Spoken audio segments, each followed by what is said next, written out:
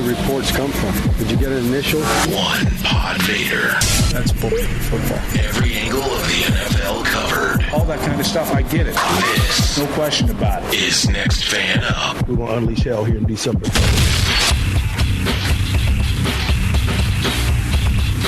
Hello and welcome to yet another exciting division preview here from your friends at the Next Fan Up podcast. I am PodVader. As you know, it's been a while, but here we are back again previewing all the divisions of the NFL all through the month of July for your listening pleasure. We'll have a postseason prediction show at some point down the line, but we're going to have some fun today, and today is the AFC West. Now, I'm joined by two superfans. I'm going to introduce one who's been with me for most of these, and that's our Eagles superfan, James. Hello, James. Hey, Pod. What's going on, man? Oh, you know, a little bit of this, a little bit of that.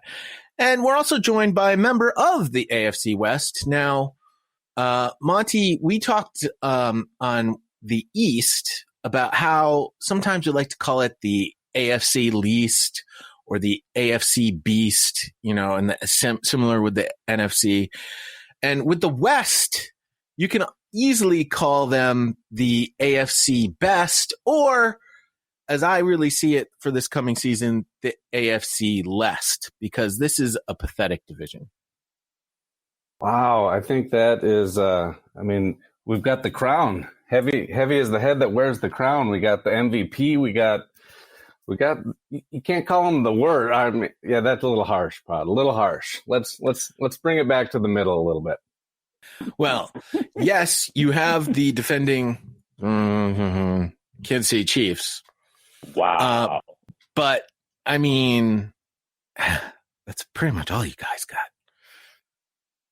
got. We've got some pretty good potential. We got potential, which could get some coaches fired this year. There you go. Potential gets you fired. Potential gets you fired. Unless you have a 10-year contract guaranteed, then you're probably all set. Defense coordinator Mr. Gunther does not have such a contract, so we shall see. Nextfanup@gmail.com, at NFU Podcast on Twitter. We have a Facebook page, facebook.com/NFU Podcast. All ways to get in contact with us and talk to us about this. As a reminder for you, as we go through these predictions, these are my personal game-by-game predictions.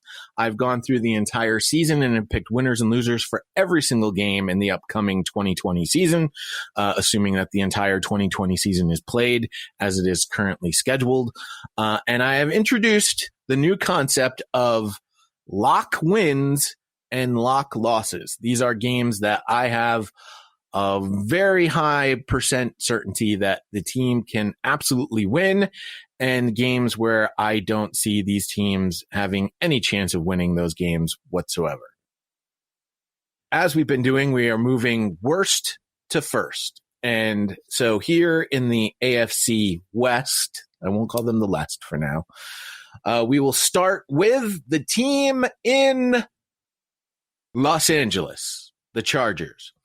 And I will admit, as I was looking at my sheet for the upteenth time before we started recording this show, I have the Chargers at 2-14. And I was like, you know what? That's a little harsh. But as I looked over their schedule, I have them losing their first 5 games of the season. Within those first 5 games, there's really only 2 games that I have losses. That's week 1 at the Bengals, week 3, Panthers coming to town, that I think I might have been, I might be wrong on those ones. And that's a 50-50. Those are 50-50 games. But they have 3 lock losses at the Bucs, at the Saints, at the Chiefs, which is week 17. They're not winning those games. And I don't have any lock wins for them. Monty, why am I wrong?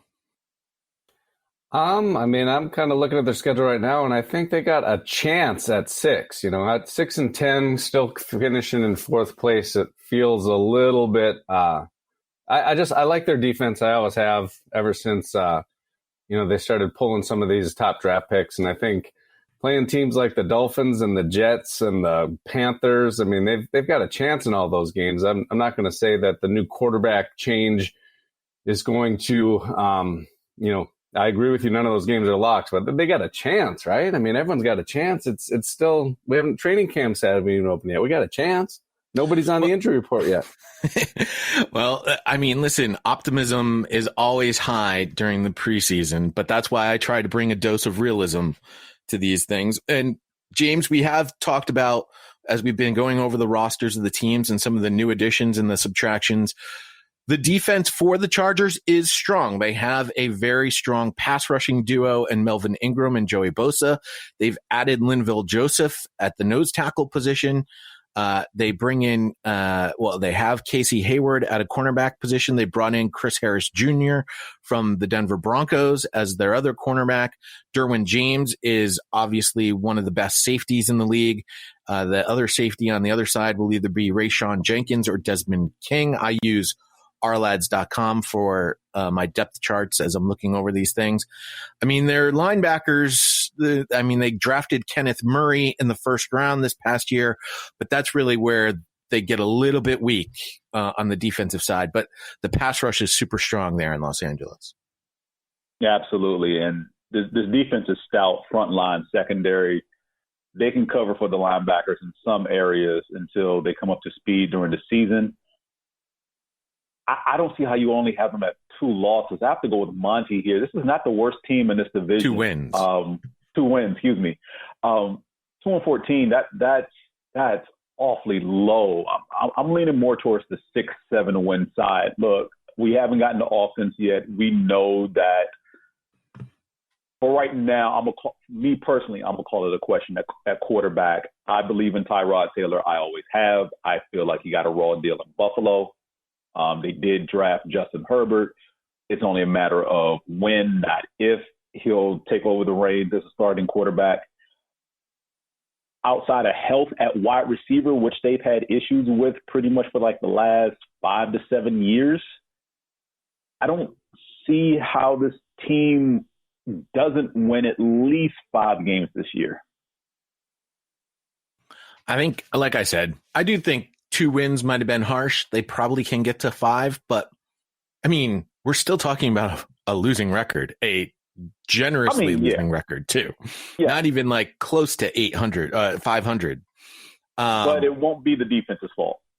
No, it definitely won't be the defense's fault. It shouldn't be the defense's fault. If it is the defense's fault, then there's issues with this organization. That's too much talent on defense for any game they lose to be completely on the defense.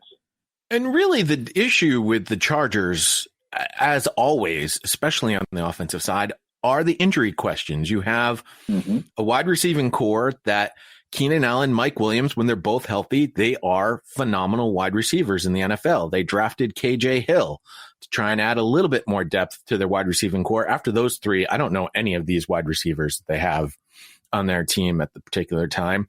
You mentioned the question mark at quarterback. You have Tyrod Taylor, the journeyman guy who seems to be the placeholder for the first round draft choice. Like that seems to be his job in the NFL. Justin Herbert, they drafted in the first round. He will probably take over.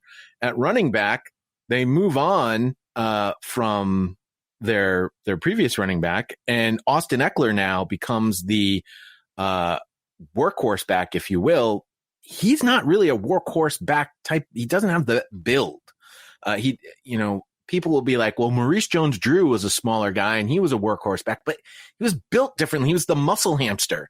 Austin Eckler is not the muscle hamster. He is a third down change of pace type receiving running back. He is not the guy you want to run 30 times between the tackles, between the guards. He's going to get beat up. He's going to get injured. And speaking of that offensive line, sure, they made some changes. They bring in Mike Pouncey at center, Brian Bulaga at left tackle, Trey Turner at right guard, but they didn't necessarily address the injury problem, which has always been the problem with their offensive line. I mean, they brought in guys who are injured. They have a long injury list, Brian Bulaga especially from Green Bay. I think he stayed 100% healthy last season, but I mean, besides that, Bulaga is he's a walking injury. Yeah, if it's true, they start off slow, like you said. If I could see him going 2-3, But if they were to lose and start off 0-4, how long is it until they make the switch and bring in Justin Herbert? So it's a lot of question marks in Los Angeles. Hopefully you're right. I could deal with a 2-14 and give Ken, our super fan, some grief the entire year. That sounds like a good year. The two victories I've given the Chargers: Week 6 against the Jets, Week 16 they are hosting the Broncos.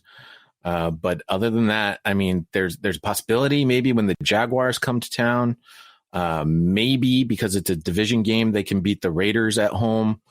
But all these other games, I just that's see a home game for the Raiders. Come on.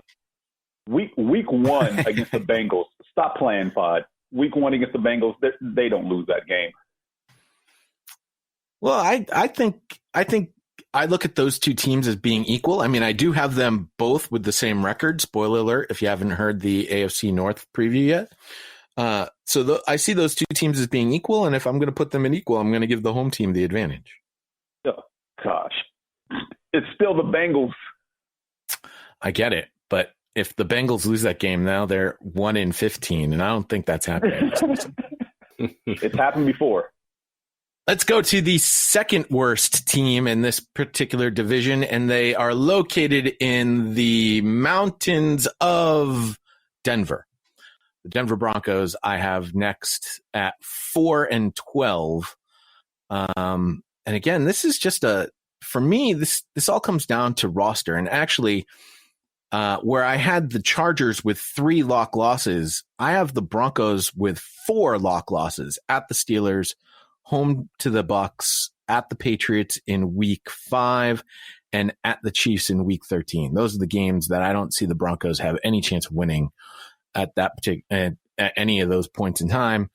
And then there are other games that I've got 50-50s on. Again, you're talking about Titans at Jets, Chiefs at Falcons, at Raiders, Bills at Chargers. I mean, they're division games that are away, or they're just much stronger teams. I just don't see the Broncos roster matching up against those other teams, Monty. I agree 100%. I think there's a lot of hype going into Denver because they finished last year strong. I think Drew Lock, rattled off a couple of wins. They weren't very impressive. It's not like he set the world on fire, but they were winning those games. And at the end of the day, I mean, I have to admit that I was impressed with the wide receiver talent they brought in from the draft. I mean, they're surrounding him with weapons and they're giving him a chance, but I'm not convinced off of the short sample size that we saw last year. It really kind of comes down to Drew Lock. Do you think he can carry this team, or do you think that they're going to rely on their defense and be forced to make mistake-free football? And I just don't think that the Broncos are there yet, in my opinion. The Broncos, to address their issue at wide receiver, made some high draft choices. Jerry Jeudy in the first round, KJ Hamler in the second, James. But when you put that much pressure on a rookie wide receiver, we've talked about this before, rookie wide receivers take some time to learn the game, to learn the speed of the NFL, and to get adjusted to the NFL game. It's not something that, just because Jerry Jeudy was drafted so early in the first round, he's going to come in and he's going to make an immediate impact. That's just not going to happen.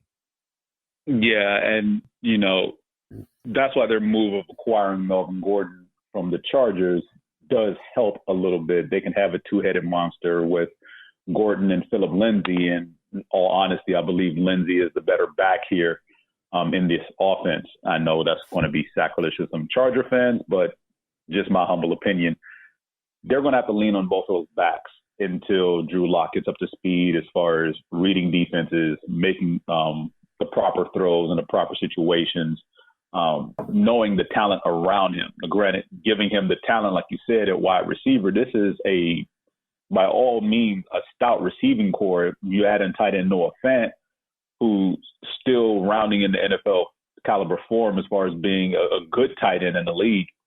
As long as his line can hold up, Drew Lock should progress normally. The question is, how fast is that normal? Is it this year or is it a couple of years? One note here on the roster, I'm looking at the quarterback depth chart after Drew Lock. It's not much to look at, but the name that jumps out is Brett Rippon. Mm-hmm. That any relation to former Washington quarterback Mark Rippon? It's his son. Oh my goodness gracious! So his son and his niece play quarterback now. Mark Rippon's niece plays football. I didn't know that. Yeah, Lingerie Football League. Oh well. Mm-hmm. Excellent. I mean, it's funny because their tight end depth chart. I mean, Noah Fant, Jeff Howerman, Nick Vanette, and they drafted Albert Okawabugum, and we'll just call him Albert O because that's what everybody else calls him. And Jake Butt. I mean, they have 5 tight ends that could all be starters or secondary starters on any other team. So some of those guys are going to, at least probably 2 of them are going to get cut and end up on somebody else's team. Because they're not going to go out there with 5 tight ends. Maybe they will. Who knows? Just play Cortland Sutton with 5 tight ends. That'd be an interesting alignment. On the defensive side of the ball, they acquired AJ Bouye in a trade to make up for getting rid of Christopher Harris. But I mean, besides AJ Bouye, I mean, you've got Kareem Jackson at strong safety from the Texans. I just don't see any depth in their secondary. Yeah, AJ Bouye does not fill the hole left by Chris Harris. So the strength obviously is that pass rush, and if they can get to the quarterback before that, defensive back and lose the receiver. I did like Justin Simmons when they brought him in, but yeah, I think the Broncos, they're gonna struggle a little bit this year, and that quarterback room could definitely use a veteran, and their defense is just not the defense that Von Miller had when he went to the Super Bowl. James, you asked me during the AFC East conversation if the Patriots would be looking for an upgrade at the quarterback spot with one of those free agents that are out there. Quite honestly, I could see Cam Newton being a strong upgrade here for the Denver Broncos. I don't know if we lost James, but I would say the only question mark I'd have there is that, they got an up close and personal look at Cam Newton not diving on that fumble in the Super Bowl. And I don't know. Yeah, but I agree with you. A veteran quarterback in that defense in that quarterback room would definitely help things out for them. It would, but also remember who their general manager is and how bullishly stubborn he is on bringing in veteran quarterbacks to help out. I mean, yeah, you struck gold with Peyton Manning, and then throughout the draft process, he struck out every single time as far as drafting a quarterback. He tried last year bringing in Joe Flacco, and I said that wouldn't work, and it didn't. And now Flacco's gone, and now he has to rely on his previous draft pick of Drew Lock. We'll see how that pans out this year. But I don't think it's in him to bring in any veteran quarterback. As much as they would benefit from one in the quarterback room, I don't think Elway brings a guy in. The defensive ends, since we talked about the pass rush, is the strength of the team. Shelby Harris, Jarrell Casey, and don't forget their linebackers, Bradley Chubb. And oh yes, COVID-19 #1 victim in the NFL, Von Miller himself, on the other side. We'll see. I don't have a lot of faith in the Broncos, but obviously I had more faith in them than the Chargers.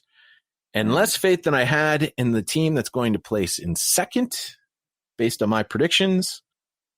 They have recently moved to the City of Sin. The Las Vegas Raiders come in. They will finish second in the AFC West with a record of 6-10, Monty. Now, before you totally jump on me for my ridiculousness of a 6-10 record, I do only have them with 2 lock losses. I have no lock victories for the Raiders based on their schedule. So there is a lot of wiggle room, I will say, in terms of 50-50 games that I think the Raiders could obviously easily improve to perhaps a wild card team. I don't foresee them overtaking the Kansas City Chiefs. I think that's fair. I've seen a lot of worse predictions than 6-10, to be honest with you. And I think that, If I'm being honest with myself, I looked at that schedule too. 7-9 is kind of the floor of what I'm expecting, but I could see them getting up to 9-7, maybe 10 wins and being they added an extra wild card spot this year. So, I expect the Raiders to be in the conversation and get one of those wild card spots. Otherwise, you're going to have to do a long, hard look in the mirror, John Gruden, and say that your plan isn't coming to fruition. Let's talk about your quarterbacks, because I personally think Derek Carr is a fine quarterback. Is he elite? No. But I don't think Marcus Mariota, whom they brought in to sort of push Derek Carr, necessarily makes it to the elite level either. I think, this is no more excuses for Derek Carr. I think since Gruden's got there every year, it's kind of the same story, right? They made a big trade for Martavis Bryant to get some speed on that offense and stretch out the field. That didn't work out. We all know what happened with Antonio Brown to try to get some speed to stretch out that field. That didn't work. So now Gruden went to the draft and picked a first-round wide receiver to see if that's going to work. But all the time that they've been doing that, the one consistent thing has been Derek Carr, John Gruden, working together, right? So this is his third year in the offense. They've got some weapons around it. His offensive line is pretty stable. I think that, Carr, I don't think Carr's elite, but when given some opportunities with an okay line, with a few weapons back when he had Crabtree and Amari Cooper, he can win football games in the NFL. He's not Patrick Mahomes, but I don't think he needs to be, right? And I think that Mariota is just a good backup quarterback, he's going to be another set of eyes. He's won a playoff game that Derek Carr has not. They're going to sit back and, analyze it. But if Derek Carr couldn't beat out Marcus Mariota, who they just brought in off the street in his third year in a system that he knows, then he doesn't deserve the job. And in a year like COVID-19, when consistency is going to kind of play a big factor, I think that's going to go a long way for Derek Carr this year. He doesn't have to learn anything new. He's just got to recognize, react, and play football. A lot of these teams, James, we've talked about, they need offensive line help. This is a team that does not. Colton Miller at left tackle, Richie Incognito at left guard, Rodney Hudson at center, Gabe Jackson at right guard, Trent Brown at right tackle. They are set on the offensive line, but we'll throw a but in there. Age and health will obviously be a factor. Yeah, and stealing kids' lunch money, apparently. There's a couple of bullies on this line. Real quick before I go any further, Monty mentioned Marcus Mariota and good in the same sentence. I'm sorry you had to do that. That had been painful considering Marcus Mariota's career up to this point. Good backup quarterback. He's a good backup quarterback. We just went through the quarterback room in Denver, and I would say Marcus Mariota is better than Jeff Driscoll and Mark Ripken's niece. Yeah, that's still not saying much. But yeah, the offensive line should be solid. Look, if one thing, Gruden and other guys who are West Coast disciples, they will get the offensive line shored up. It's probably the one unit of this team as a whole I will not worry about too much. Like you said, age could be a factor, and with age sometimes comes conditioning and injury. Those could play a part in their longevity and health throughout the season. So those would be my only concerns, not so much their play.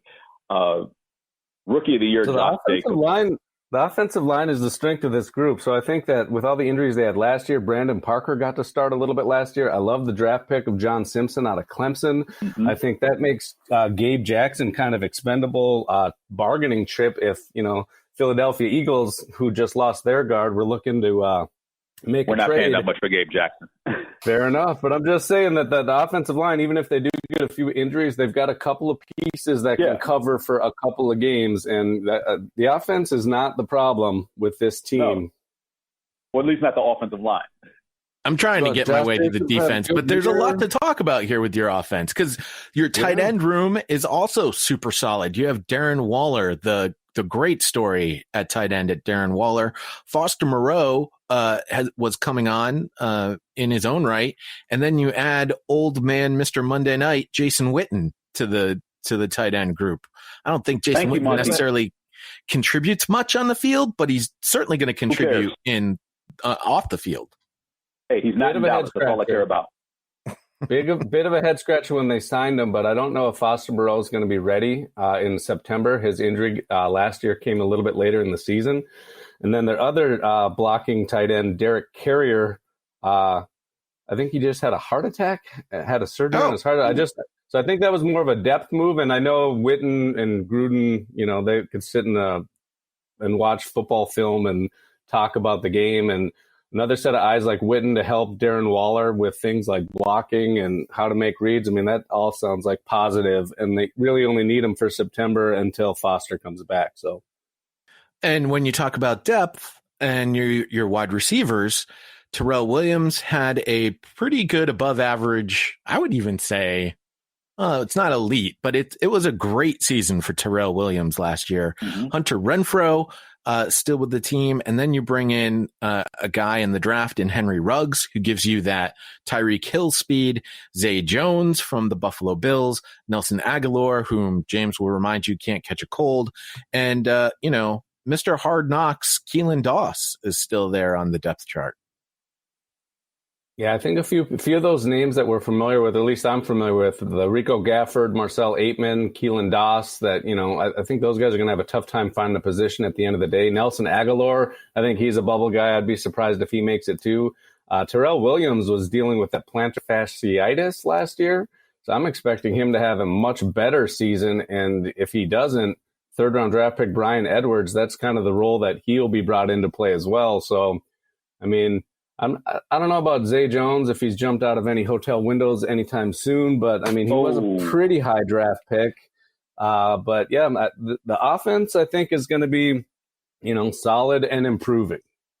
And your running back depth, Josh Jacobs, who had a fantastic rookie season, Devontae Booker from Denver. You draft Lynn Bowden Jr., who could possibly be a slot receiver, and Jalen Richard, the third down back. Another deep group. So your offense is definitely solid. So let's move to the defensive side of the ball and see where you're going. The fullback. We got to give some fullback love. Well, there you go. You just gave it. On the defensive side of the ball, there are names here. Cleveland Farrell, Maurice Hurst, Malik Collins, Max Crosby, Carl Nassib, Jonathan Hankins, PJ Hall, Arden Key. I mean, you have guys that have names. Now they need to perform. There's just so many new pieces on this defense. I mean, in a year like on the opposite end of the consistency for the offense is the defense is all, I mean, you're at 50% brand new starters and you have no idea how long it's going to take for those guys to gel. I thought Corey Littleton was an amazing free agent acquisition for the Raiders, exactly what they needed. Nick Kwiatkowski from the Bears. I've listened to some Bears fans talk about that guy. Yeah, he's a stud. Like I really like what they did with the linebackers. I'm not expecting Max Crosby to continue to clip off 10 sacks a game, but if he can improve and get pressure, I mean, that's a question mark. Malik Collins, I thought was an underrated signing by the Raiders too. He comes over with Rod Marinelli from Dallas. I think that's going to help out those linebackers. But the biggest question mark is with the last decade, this Raiders defense has been so bad.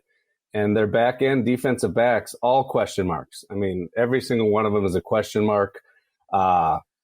That I think is really what's going to be. That's what's going to be the hinge of the Raiders season, right? So if they're 6-10, then those defensive backs were not good, and that's where we're going to attack next season. If those players learn how to play well together, Trayvon Mullen and Prince Amukamara and eventually Damon Arnett are playing solid at cornerback.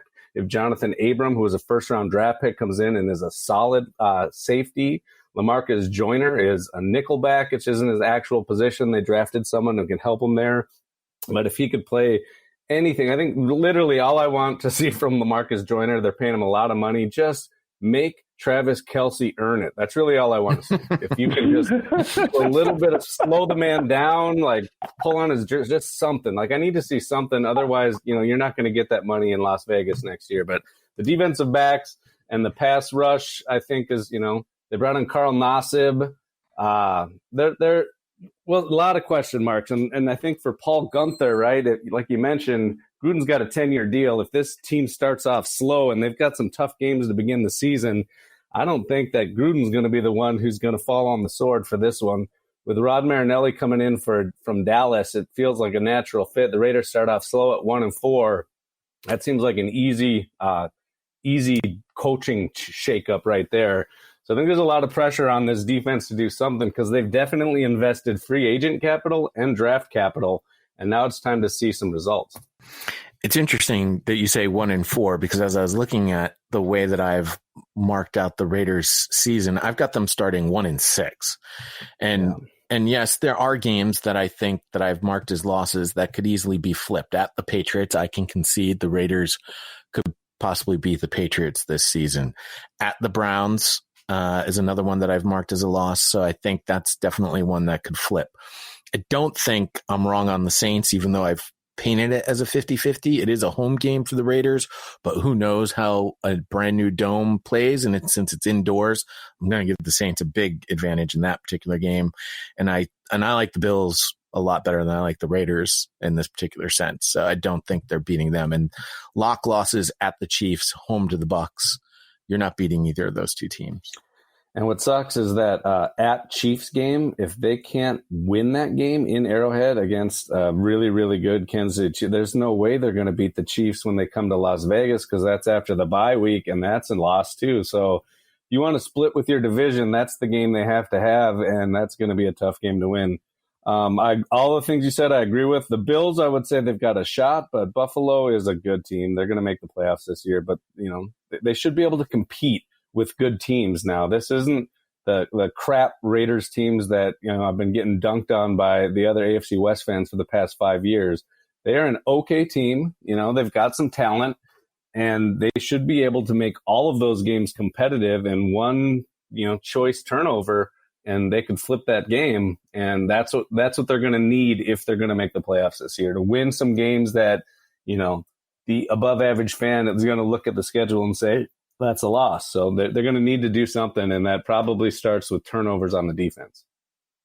Monty, real quick, last year they averaged 19.5 points a game. Can they get over 20 for the season? The offense, I think, is going to get over 20. You remember they were like 6-4 last year. Then the injuries started piling up, and what it seemed like to me, and you guys can laugh at me if you want to, but the Raiders were, scheming up plays for their third string tight end and their fullback to try to get some points, manufacture some points in the first half of a lot of those games at the end of the season. And then the defensive coordinators would be like, they have no talent. They've got nothing to do. All we got to do is stop this. The third quarter for the Raiders last year was probably the worst I can remember ever watching, where the other team would just come out after halftime and then just run up the scoreboard, and the Raiders didn't have the horses to come back.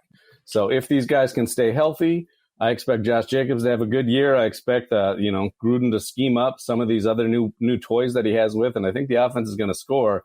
I don't know how many points the defense averaged giving up last year, but they're going to need to improve. Otherwise, the Raiders will be stuck at 6-10. That was 26 points a game the defense gave up last year. That's too much. That's way too much. So they gave up 26 points against the Chiefs every third quarter they played them. So let's talk about the team that I feel most confident about, and that is your Kansas City Chiefs. They didn't beat your Patriots to get there. Get over it. But here's the thing. So I've been trying, as the executive producer of the Locked On Podcast Network, I've been trying to throw some cold water onto our Chiefs hosts, but there's no, let's face it. No, come on. He's incorrigible, just like you. The Chiefs are the best team in the NFL. There's no question about it. They are returning almost 100% of their team.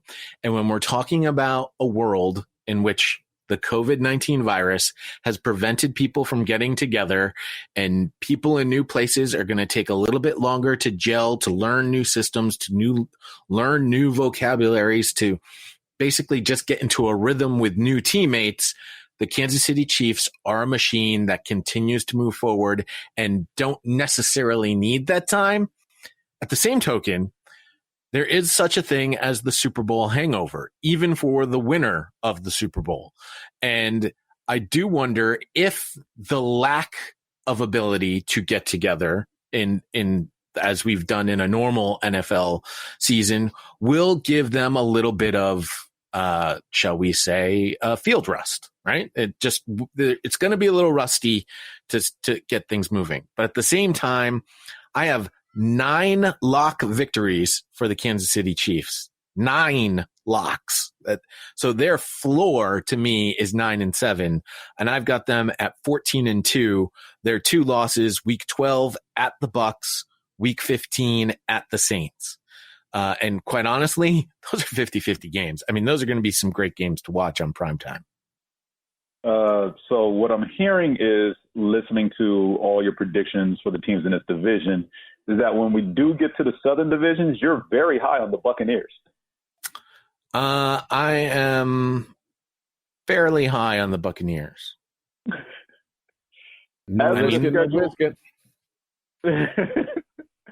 As for the 14-2 prediction, probably too high. I think they come down a little bit, probably 11-5. They'll be competing with a team we haven't gotten to yet, the Baltimore Ravens, as far as the best record in the conference, just my opinion. But I don't repeating, because they were 13-3 last year. Well, here you go. I'll give you I'll tell you right now, another spoiler alert. If you haven't listened to the AFC North preview, at Ravens Week 3, I have the Chiefs winning that game. It's not a lock, but that will be the difference between the Chiefs and the Ravens and the best record in the AFC. Hey, look, I don't count Baltimore out at home. That's definitely going to be a tough game. Monday Night Football, that'd be a good game. Yeah. It's hard to say with any definitivity there's a game on the schedule that the Chiefs will definitely lose. But, I mean, look, no one's gone perfect in the NFL since your team, Pod. And, I mean, we know how that season ended. But we do? They finished perfect. They finished perfect. There was no Super Bowl that season. There was no Super Bowl that year. Right. Okay. Stop saying that. This is the kind of year where they might not have a Super Bowl. Well, technically, if that's the case, then everyone will be perfect.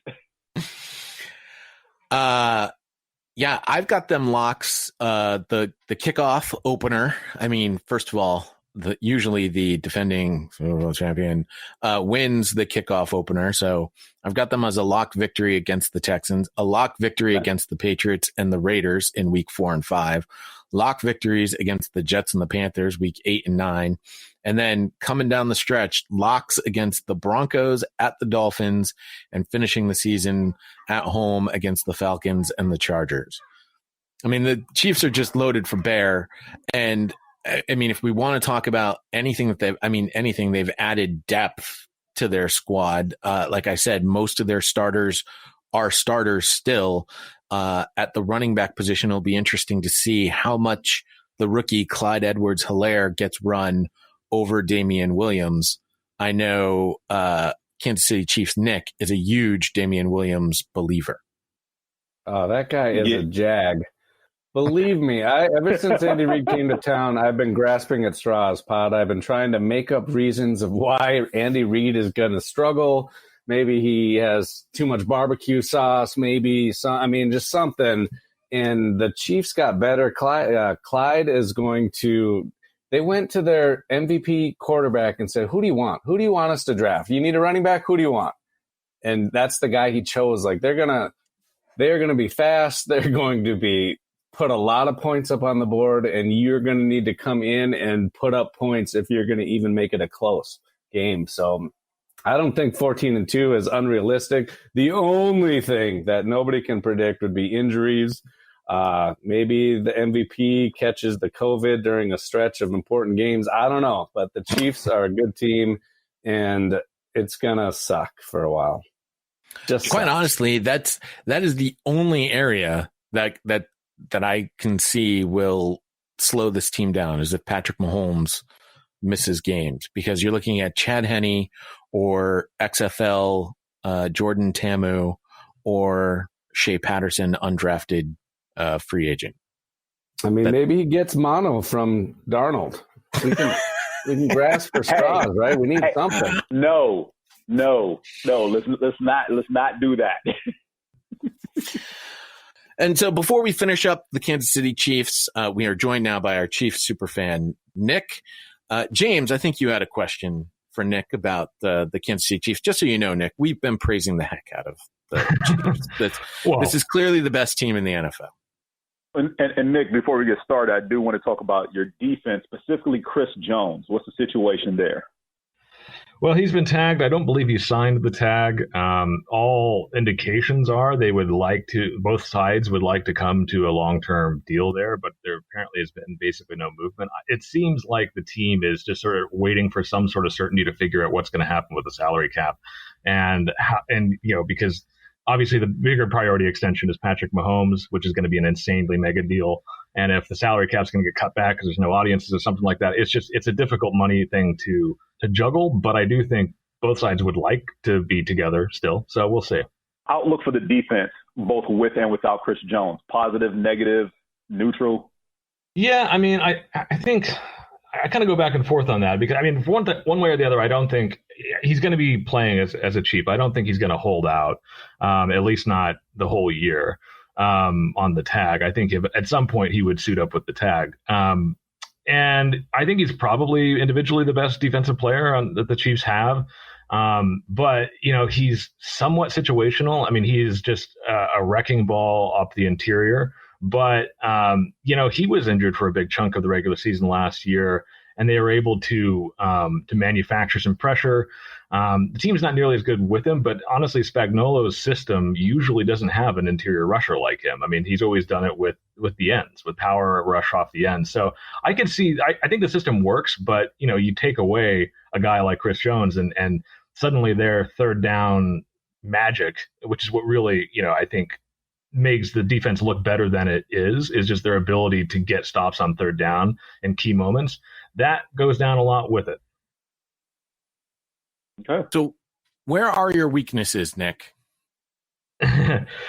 Well, what's funny is that, I mean, I guess you guys have been saying that the Chiefs are clearly the best and most complete team in the league. What's interesting is I think, honestly, that the Chiefs still have a fair amount of flaws. It's just an issue that, like, where they're good, they are just so, like, head and shoulders above everybody else. They just lean into that and just let that and ride with it. But their defense still has some real holes in it. And the biggest one is they have outside of their second round rookie that they picked this year, they have no speed at linebacker at all. And you look at their pass coverage. I mean, they were top 5 basically in covering both tight ends and wide receivers. And they were like bottom 3rd in covering running backs in the passing game. And granted, it's pretty rare that a team is going to be able to put together a game plan that is going to completely beat you, especially in a shootout with just throwing to the running back, although the Packers did it against the Matt Moore-led Chiefs in the middle of the year. But so that continues to be a big thing because their only hope for fixing that problem on the roster is Willie Gay Jr., the rookie. And then they have basically no depth at corner either. I mean, they have Bashad Breeland, who's appealing a 4-game suspension and got into more trouble in the offseason. And they have Trevarius Ward, who's, filled in, has developed nicely as a solid outside corner. And then Rashad Fenton, their 6th-round rookie last year, who got a fair amount of snaps last year, but, not something you feel like as a penciled-in, obvious, makes sense starter. And then beyond that, it's just nothing but one journeyman who's basically a special teamer and some late round picks. So if they have a couple of guys go down in terms of those top 3, especially, their corners they're really going to have to see some guys step up. What helps is that they have a lot of talent at safety that usually can fill in some of those gaps. But, I mean, the defense is far from perfect. I think it's really just built to get them off the field and a few third downs per game. And just hope that the offense can make up for them probably getting run on a lot and things like that. Monty, I heard Nick thinks the Denver Broncos are head and shoulders the number 2 team in this division. I heard him admit that his biggest weakness on his team is humility, and that's going to be a struggle coming off of a Super Bowl. I've actually I've heard that from a lot of people. A lot of people like what Denver's doing out there, and it's hard to argue with their offense. I guess the question mark that we had, Nick, was their defense. But I'd be curious to hear why you think Denver's good. I think that all the bottom feeders in that division, all three of those teams, have an equal shot to go 6-10 or 10-6. It's kind of the same story that we do every year. But why do you like the Broncos this year?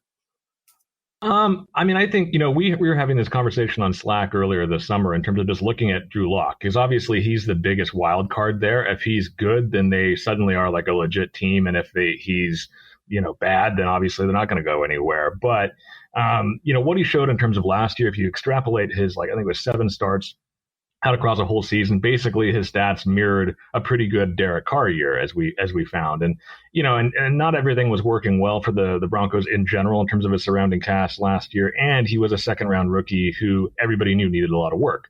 So now going into his 2nd year, they've really built the offense around him with Jerry Jeudy and Hamler as a good slot weapon.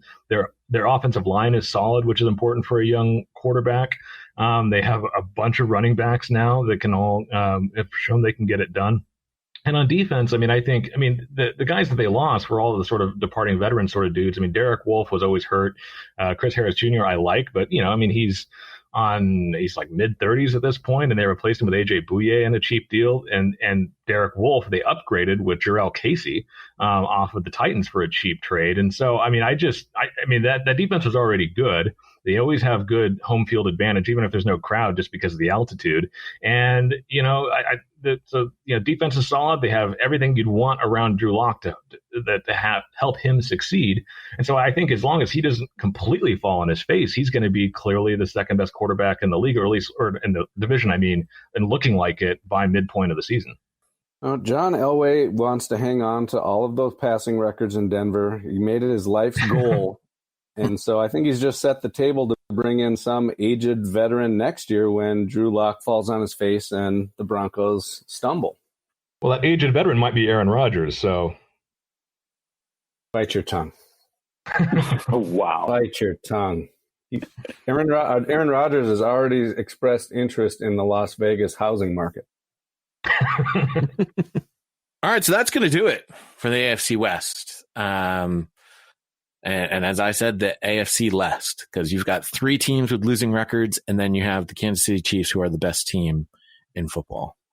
It will be an interesting season, to say the least, out of the West. So how'd we do?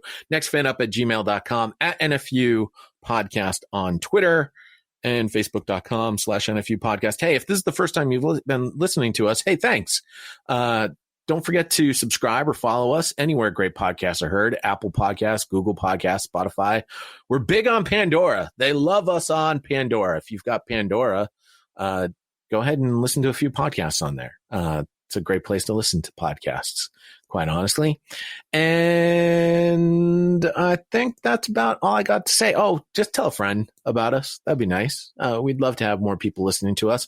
We try to provide you the insights of 32-ish fans of the NFL because, hey, we all have our favorite teams. And if we can provide a different perspective on your team, that's what we're all about. Until next time, there you have it. How you doing? How are you, buddy? Trying to figure out who's going to play? Yeah. So are we.